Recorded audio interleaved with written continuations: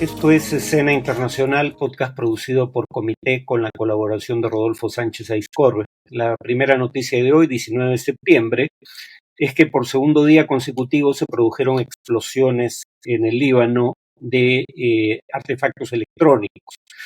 Esta vez las explosiones causaron al menos 14 muertes y más de 450 personas heridas. El día anterior habían explotado miles de beepers que causaron al menos 12 muertes, entre ellas 2 niños, miles de heridos. Esta vez estallaron radios portátiles y walkie-talkies, los cuales se habían usado con mayor intensidad precisamente por digamos, la destrucción de los beepers el día anterior. Viviendas en los suburbios de Dahi, en Beirut, se habrían incendiado, según testigos. Medios internacionales sostienen que los beepers contenían material explosivo en sus baterías de litio.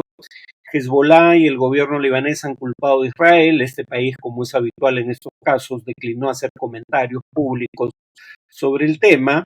Y Estados Unidos ha negado cualquier implicación en los hechos. La segunda noticia es que el candidato de oposición venezolano, González Urrutia, firmó una carta acatando la decisión del Tribunal Supremo de Justicia antes de marcharse al exilio. El presidente de la Asamblea Nacional, el Parlamento venezolano, Jorge Rodríguez, mostró la carta firmada por Edmundo González, en la que este dice acatar la decisión del Tribunal Supremo de Justicia que convalida el presunto triunfo de Maduro. El texto dice en parte lo siguiente: siempre he estado y seguiré dispuesto a reconocer y acatar las decisiones adoptadas por los órganos de justicia, incluyendo la precitada sentencia de la Sala Electoral del Tribunal Supremo de Justicia, que aunque no la comparto, la acato. Probablemente el chavismo hizo pública ahora esta carta porque el abogado de González Urrutia, José Vicente Haro, había declarado hace unos días en la cadena CNN que su defendido no había suscrito documento alguno. González Urrutia declaró, después de publicada la carta, que sí la firmó, pero bajo amenazas, y que le dijeron que era necesaria su firma para que se emitiera el salvoconducto que le permitiría salir al exilio en España, y él consideró que debía hacerlo porque era más útil libre que bajo prisión. Agregó que el haber firmado bajo coacción el documento es nulo, lo cual es cierto, pero habría que recordar que un tema recurrente de la campaña del chavismo era la debilidad personal y política de González Urrutia, y aunque esto haya sido firmado bajo coacción, queda claro que esto cimenta la imagen que pretende proyectar de su rival, el chavismo.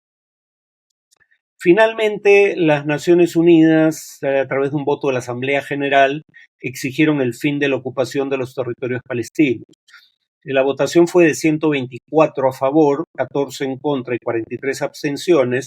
La resolución exige a Israel poner fin a la ocupación de territorios palestinos en un plazo de 12 meses y sigue la opinión consultiva que, a pedido de la propia Asamblea General de la ONU, emitió en julio pasado la Corte Internacional de Justicia, la cual había determinado buena parte de lo que contiene ahora la decisión de la Asamblea General, solo que este es un documento político, a diferencia de la opinión consultiva de la Corte Internacional de Justicia, que es un texto jurídico.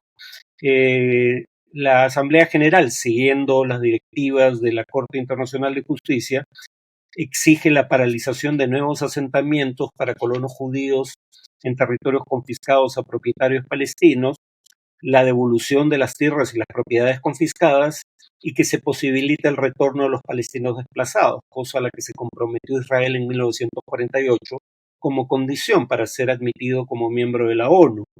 Pide además que los estados, la resolución de la Asamblea General, tomen medidas para poner fin a la importación de productos procedentes de los asentamientos, ilegales bajo el derecho internacional, y que además se deje de suministrar armas a Israel si existen motivos razonables para creer que serán utilizadas en los territorios ocupados. Lo que más llamó la atención en la votación fue la desunión de la Unión Europea, porque países como España y Francia votaron a favor, Hungría y República Checa votaron en contra, y la mayoría de países de esa entidad se abstuvo. Votaron en contra de la decisión, además, los sospechosos usuales, países insulares del Pacífico como Micronesia o Tuvalu, Israel, Estados Unidos y en nuestra región, Argentina y Paraguay. En cuanto al tema de análisis, continuaré con el tema que empecé en el podcast anterior y lo concluiré hoy. Básicamente decía ahí o preguntaba, era el título, por qué las crisis políticas en algunos países atraían menos la atención de medios occidentales que las crisis políticas que se suscitaban en otros países, como por ejemplo Ucrania. Y ponía ahí un ejemplo que da una respuesta plausible a la pregunta. La revista Foreign Policy en 2007, contrastó dos cuadros. Uno en donde se contenían los 10 países que estaban en los primeros lugares del índice de estados fallidos, es decir, países en una situación extrema también en el plano humanitario, y lo comparó con la cobertura en medios escritos que recibían esos mismos 10 países. Notaba Foreign Policy que no había ninguna relación entre el grado de cobertura que tenían los países en cuestión y su ubicación en el ranking. De los 5 primeros países, 4 no tenían mayor cobertura y los 4 que sí tenían una cobertura significativa eran países en donde o había presencia militar de la OTAN, como era el caso de Afganistán y Bosnia, o Estados Unidos y la mayoría de sus aliados de la OTAN estaban ocupando el país, como en Irak, o en el caso del Líbano había sido invadido por un aliado de la OTAN, Israel.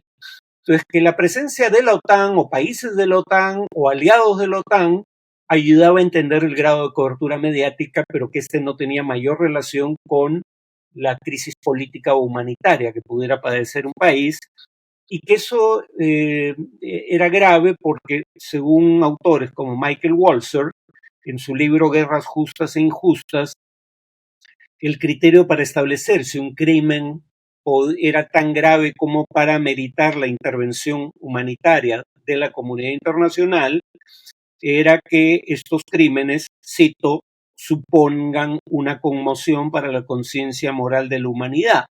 Pero la conciencia moral de la humanidad, decía, solo se puede conmover si se provee información veraz y oportuna sobre la ocurrencia de este tipo de hechos, cosa que, como acabamos de ver, no ocurre. Y claro, decía, bueno, todo parece indicar que el que estados de la OTAN muestren interés en un caso es lo que a su vez promueve que los medios de comunicación se interesen en él. Y un ejemplo de cómo cuando a las potencias de la OTAN no les conviene levantar un tema humanitario, los medios tampoco lo hacen, es el de la República Democrática del Congo, ¿no? ¿Por qué? Porque el país que interviene en el conflicto interno en la República Democrática del Congo es Ruanda.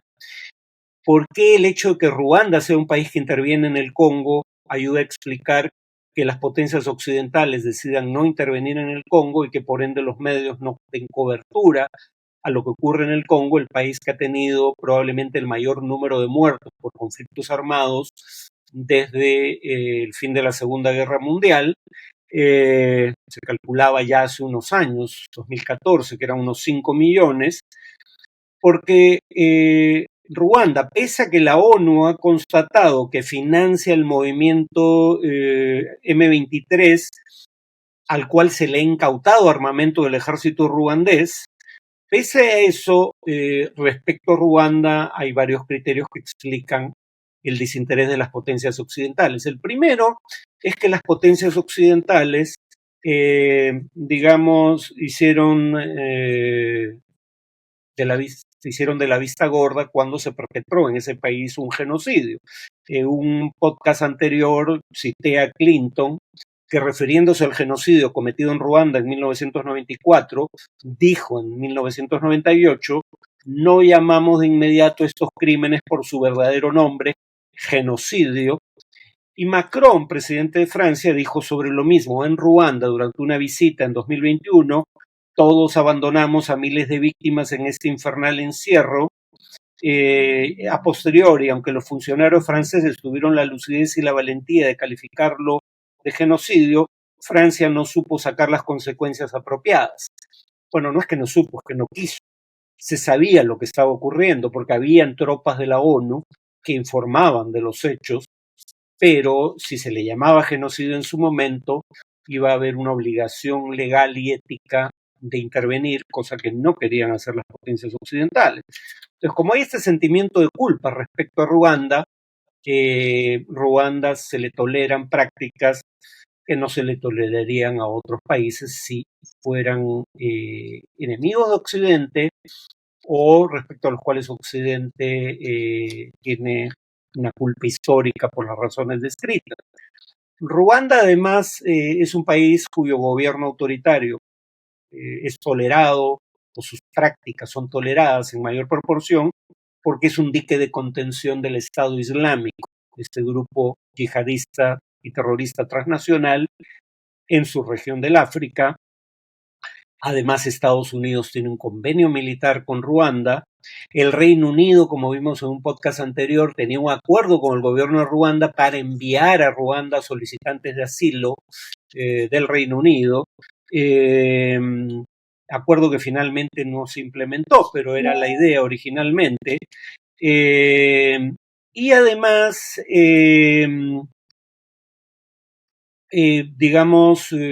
grupos afines al gobierno de Ruanda en el Congo explotan minerales de la región de Kivu, y estos minerales son a su vez utilizados como insumos para la producción de bienes electrónicos, teléfonos móviles o baterías de litio por empresas como Google, Tesla, Apple y Microsoft, ¿no? Por ejemplo, el coltán es explotado en esta región. Esas son las razones por las cuales, por ejemplo, en un caso específico de la República Democrática del Congo, pese a la gravedad de lo que ocurre ahí, pese a la identificación de los responsables por lo que ocurre, no hay mayor interés por intervenir de parte de las potencias occidentales, y eso parece llevar aparejado el desinterés de los medios occidentales en torno a los hechos. Más aún, en casos como este hay normas que podrían aplicarse y que sencillamente o no tienen el alcance necesario o simplemente no se aplican en toda su extensión. Por ejemplo, la ley Dodd-Frank en el caso de Estados Unidos exige a las empresas dar cuenta de la procedencia de sus materias primas para certificar que éstas no procedan de zonas en conflicto. Pero Estados Unidos solo ha sancionado a 6 involucrados en aplicación de esta ley hasta ahora, no a las principales empresas que importan el coltán y el litio también de zonas de conflicto, en particular en el Congo. Y pese a que la Unión Europea tiene una legislación en la materia de 2021 sobre minerales procedentes de zonas en conflicto, esa legislación no incluye ni el cobalto ni el coltán, que son particularmente importantes en el caso del Congo, ni contempla sanciones ejemplarizadoras por incumplir la norma. Entonces, todo esto ayuda a explicar, por ejemplo, en el caso específico del Congo, por qué no hay interés de las potencias y, por ende, tampoco de los medios, pese a que ahí sí hay, intereses económicos involucrados, porque decía en el podcast anterior que en el caso de Sudán, una de las razones que esgrimía Jan Bremer, del Eurasia Crisis Group, para explicar por qué no tenía interés en Sudán los medios occidentales, era la falta de importancia económica de Sudán para esas potencias, para las potencias de Occidente. Bueno, en el caso de el Congo, paradójicamente, sí hay un interés económico, pero ese interés económico probablemente sea un factor que contribuye a silenciar las voces críticas, porque quien explota los recursos es una parte en conflicto que exporta luego esos recursos indirectamente a empresas como Apple o Tesla, ¿no? Bueno, eso es todo por hoy. Nos vemos en el siguiente podcast.